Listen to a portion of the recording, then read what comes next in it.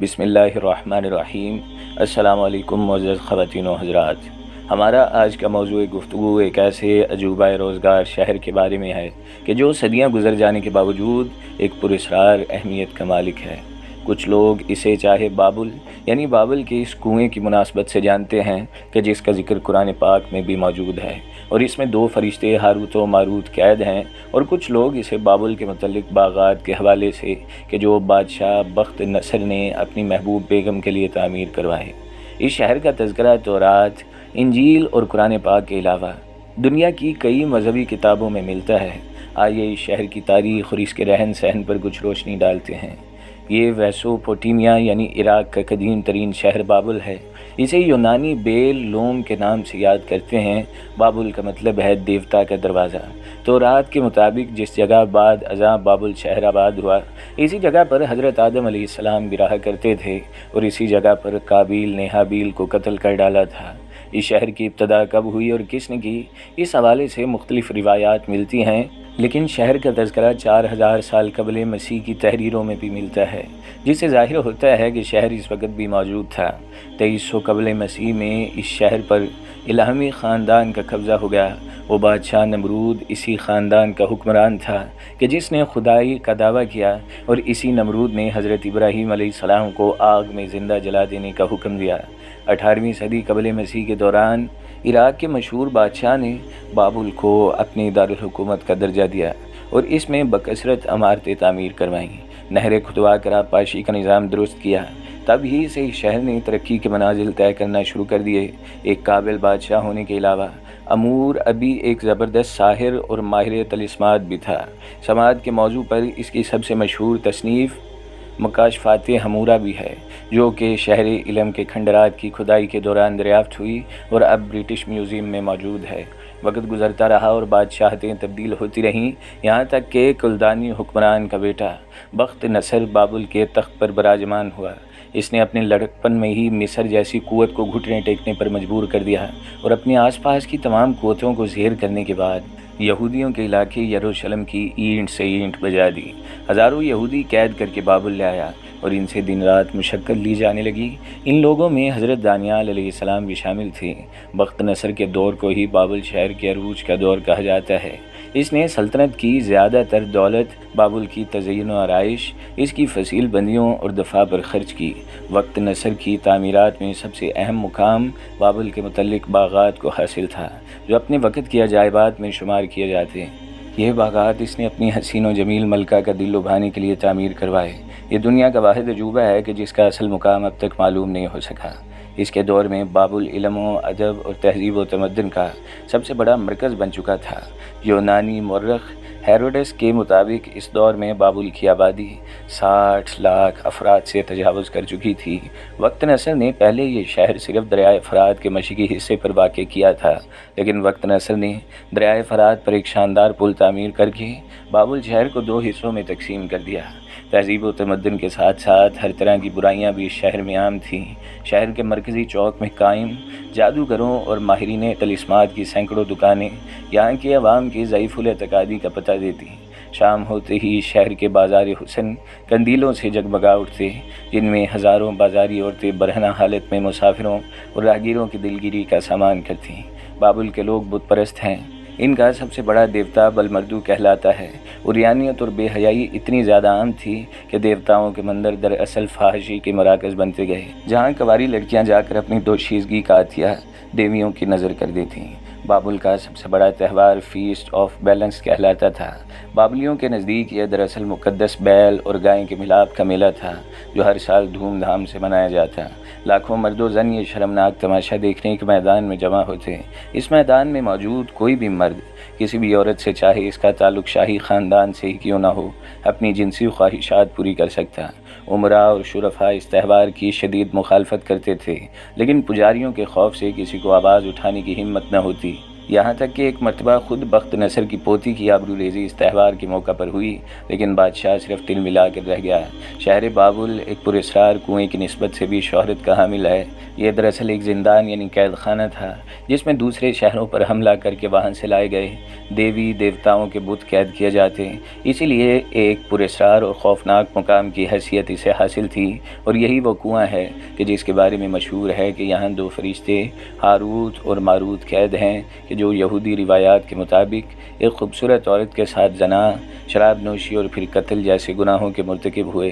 بخت نصر کے مرنے کے بعد اس شہر پر ایران کے بادشاہ سائرس دی گریٹ کا قبضہ ہو گیا، اور یہ شہر ایرانی سلطنت کا ایک حصہ بن گیا۔ بعد ازاں اسے سکندر اعظم نے ایرانیوں سے چھین لیا، اور پھر اسی شہر میں سکندر اعظم کی موت واقع ہوئی۔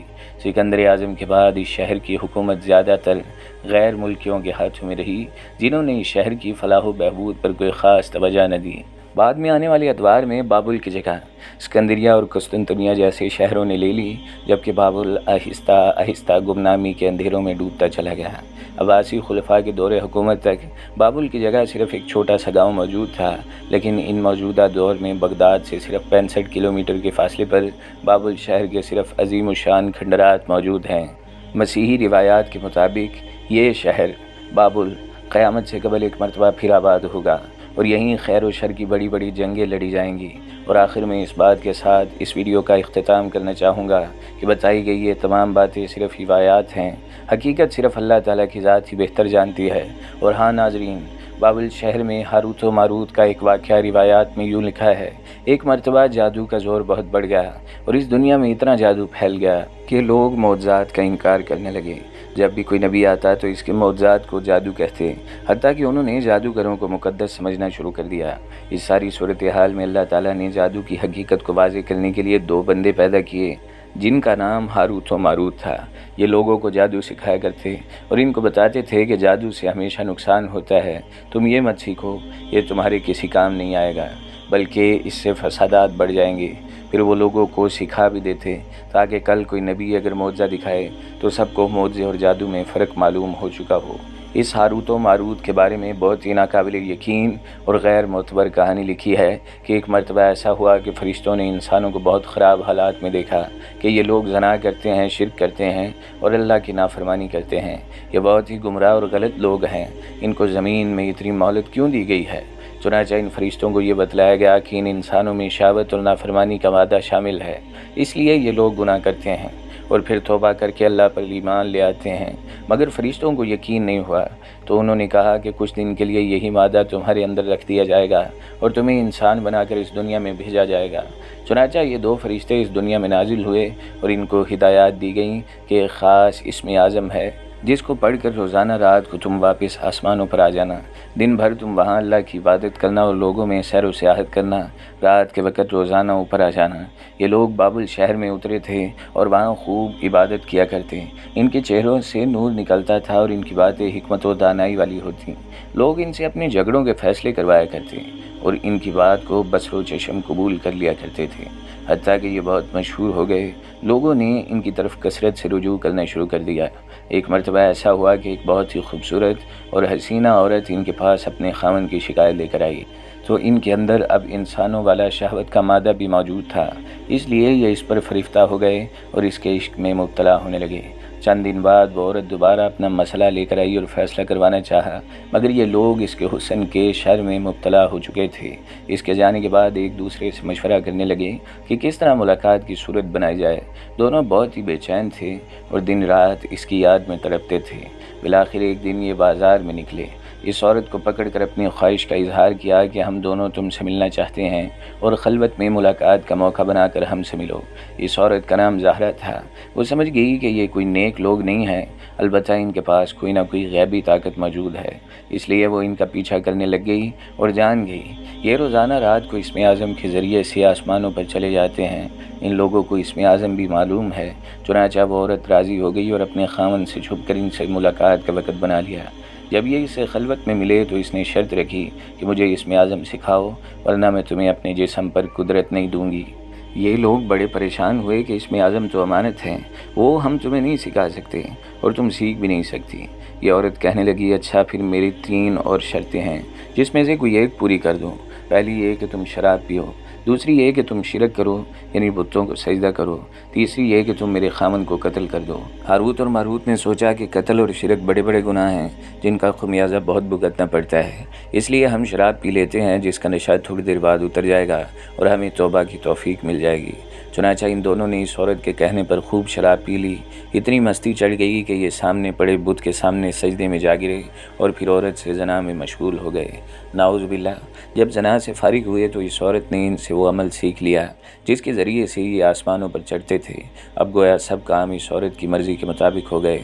یہ لوگ بھی شرمندہ تھے کہ اب ہم لوگوں کو منہ دکھانے کے قابل نہ رہیں گے، اور بالخصوص یہ بات اس کے خامن کو معلوم ہوگی تو مزید رسوائی ہوگی۔ اس لیے انہوں نے رسوائی سے بچنے کی خاطر اور اپنے گناہ پر پردہ ڈالنے کی خاطر خامن کو قتل کر دیا۔ اب سب کے سب گناہ ان سے سرزد ہو چکے تھے، یہ لوگ بہت پریشان تھے۔ ادھر اس چالاک اور مکار عورت نے فوراً ہی وہ اسم اعظم پڑھا اور مخصوص عمل جو ان سے سیکھ لیا، اس کے ذریعے سے وہ آسمانوں پر چڑھ گئی۔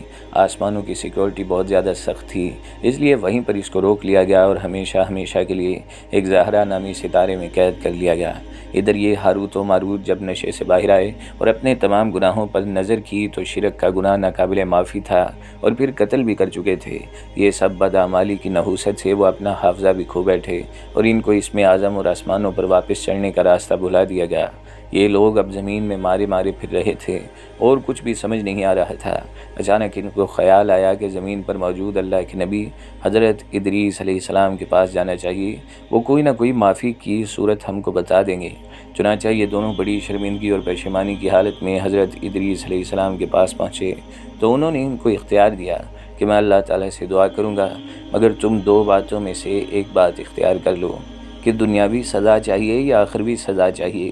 یہ فرشتے اتنے سمجھدار تھے کہ انہوں نے جان لیا کہ آخرت کی سزا ہمیشہ ہمیشہ کے لیے ہوگی اور وہ زیادہ سخت اور ذلت آمیز ہوگی۔ انہوں نے فوراً حامی بھر لی کہ ہمیں ان گناہوں کی سزا اسی دنیا میں دے دی جائے۔ چنانچہ حضرت داؤد علیہ السلام نے ان کی توبہ کے لیے دعا کی اور ان پر دنیا کا عذاب مسلط کر دیا گیا۔ بعض لوگوں کے مطابق یہ بابل کے کنویں میں الٹے لٹکے ہوئے ہیں، جیسا کہ حدیث میں بھی آپ نے سنا ہے کہ عورت ان کو ملنے کے لیے اسی کنویں میں بھیجی گئی تھی۔ مگر دوستو، یہ واقعہ بہت ہی ضعیف، ناقابل اعتبار موضوع ہے، اس پر یقین نہیں کیا جا سکتا کیونکہ قرآن مجید میں یہ بات صراحت کے ساتھ موجود ہے کہ تمام فرشتے معصوم ہیں، وہ اس طرح کے گناہ نہیں کرتے۔ البتہ اس واقعے میں جو ہاروت اور ماروت کا ذکر کیا گیا ہے، ہو سکتا ہے کہ وہ کوئی فرشتے نہیں بلکہ عام انسان ہی تھے جن کو ایسی سزا دی گئی۔ اللہ تعالی ہم سب کے حال پر رحم فرمائے اور ہمیں ہر قسم کے جادو اور برے اعمال سے محفوظ رکھے، آمین یا رب العالمین۔